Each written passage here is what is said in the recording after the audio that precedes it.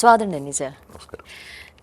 നമ്മൾ ഒരു വീട് വെക്കുമ്പോൾ ഒരുപാട് ആളുകളുടെ പ്രതീക്ഷയും സ്വപ്നമൊക്കെയാണല്ലോ ഒരു വീടെന്ന് പറയുമ്പോൾ. അപ്പോൾ ഒരു വീട് വെക്കുമ്പോൾ അതിൽ എന്തൊക്കെ കാര്യങ്ങൾ ശ്രദ്ധിച്ചുകൊണ്ടാണ് നമ്മൾ പ്ലാൻ വരയ്ക്കേണ്ടതെന്ന് പറയാമോ? നമ്മൾ പ്ലാൻ വരയ്ക്കുന്നതിന് മുമ്പായിട്ട് നമുക്കൊരു ലാൻഡ് തിരഞ്ഞെടുക്കണ്ടേ. അപ്പോൾ ഒരു ലാൻഡ് തിരഞ്ഞെടുക്കുക എന്ന് പറഞ്ഞാൽ അത്ര നിസ്സാര കാര്യമില്ല. കാരണം വെച്ചാൽ ഒന്നാമത് ഒരു സ്ക്വയർ പ്ലോട്ടോ അല്ലെങ്കിൽ ഒരു ചതുര സമീതമായിട്ടുള്ള പ്ലോട്ടുകളൊക്കെ കിട്ടാൻ വളരെ പാടാണ്. ചിലപ്പോൾ നമ്മൾ പോയി കാണുന്ന പ്ലോട്ടുകൾക്ക് ചിലപ്പോൾ പല മൂലമുണ്ടാവും. ചിലപ്പോൾ ത്രികോണം പോലുള്ളതായിരിക്കാം, ചിലപ്പോൾ ഒരു സൈഡ് എങ്കോണിച്ച് പോയിരിക്കുന്നതായിരിക്കാം, ചില കോർണറുകൾ മിസ്സിങ് ആയിരിക്കാം. അപ്പം നമ്മളൊരു ലാൻഡ് പോയി കാണുമ്പോൾ നമുക്ക് തന്നെ അറിയാമല്ലോ, ഒരു ലാൻഡ് കാണുമ്പോൾ നമുക്കൊരു പോസിറ്റീവ്നെസ് ഉണ്ട്. അല്ല തൊട്ടടുത്തുള്ള വീടുകളൊക്കെ നല്ല ഉയർച്ചയുള്ള വീടുകളാണ്. അപ്പം കാണുമ്പോൾ ഒരു പോസിറ്റീവ്നെസ് ഉണ്ട് എങ്കിൽ നമുക്കത് ഒരു വാസ്തുകാരെ വിളിച്ച് കാണിച്ചിട്ട് വാസ്തുവിന് സംബന്ധമായിട്ട് എന്തെങ്കിലും ദോഷമുള്ളതാണോ നമുക്ക് നോക്കാൻ പറ്റും.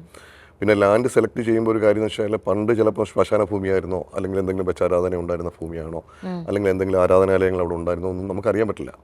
അപ്പോൾ അതുകൊണ്ടാണ് എപ്പോഴും നമ്മളൊരു ലാൻഡ് സെലക്ട് ചെയ്യുമ്പം ആ ലാൻഡിന് എന്തെങ്കിലും ദോഷമുണ്ടോ എന്നുള്ളത് ഒന്ന് പ്രശ്നം വെച്ച് നോക്കാനായിട്ട് പറയുന്നത്. കാരണം ഒരു പ്രശ്നം വെക്കുന്ന ഒരാളെ സംബന്ധിച്ചിട്ട് അതിൻ്റെ അകത്ത് എന്തെങ്കിലും ദോഷം ഉണ്ടെങ്കിലൊക്കെ മനസ്സിലാക്കാനായിട്ട് പറ്റും.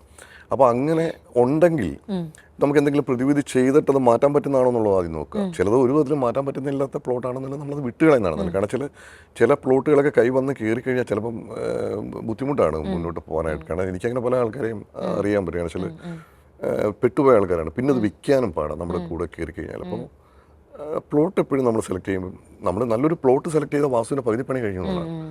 അതിന് ശേഷമാണ് നമ്മളൊരു പ്ലാൻ വരയ്ക്കാനായിട്ട് നമ്മൾ നോക്കുന്നത്. കാരണം ഒരു വാസ്തുകാരെ വിളിച്ച് കാണിച്ചിട്ട് അതിൻ്റെ അകത്ത് വെള്ളത്തിൻ്റെ അംശമുണ്ടോ, വെള്ളം ഉള്ള ഏരിയ ആണോ, അല്ലെങ്കിൽ വിധിക്കാണോ.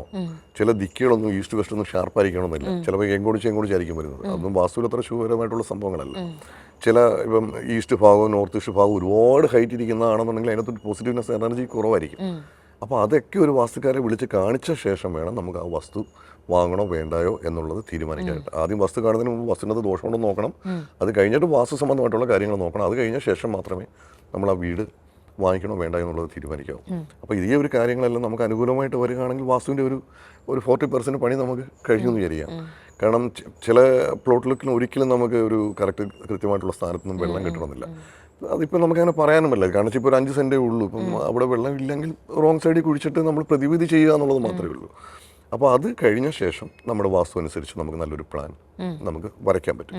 അപ്പോൾ വാസ്തുവിൻ്റെ പ്ലാൻ വരയ്ക്കുന്ന സമയത്ത് നമ്മുടെ ഗ്രഹനാഥൻ്റെയും ജാതകവും കൂടെ ഒക്കെ എടുത്ത ശേഷം അതിന് പറ്റുന്ന നല്ലൊരു ചുറ്റളവിൽ എങ്ങോട്ടാണോ ദിശ എങ്ങോട്ടാണോ അതനുസരിച്ച് നല്ലൊരു ചുറ്റളവ് എടുത്ത ശേഷം കൃത്യമായിട്ടുള്ള സ്ഥാനത്ത് മുറികളും ക്രമീകരിച്ചിട്ട് നമുക്ക് വീട് പണി സ്റ്റാർട്ട് ചെയ്യാൻ പറ്റും.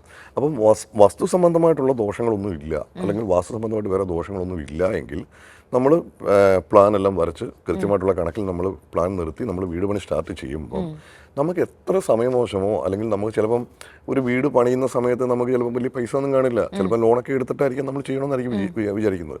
അപ്പോൾ ഭൂമി സംബന്ധമായിട്ടോ അല്ലെങ്കിൽ വാസ്തു സംബന്ധമായിട്ടോ കംപ്ലൈൻ്റ് ഉള്ള വീടാണെങ്കിൽ ചിലപ്പോൾ ലോൺ പോലും നമുക്ക് കിട്ടത്തില്ല. ആ വീട് പണി ഒരിക്കലും നമുക്ക് മുന്നോട്ട് പോകാൻ പറ്റില്ല.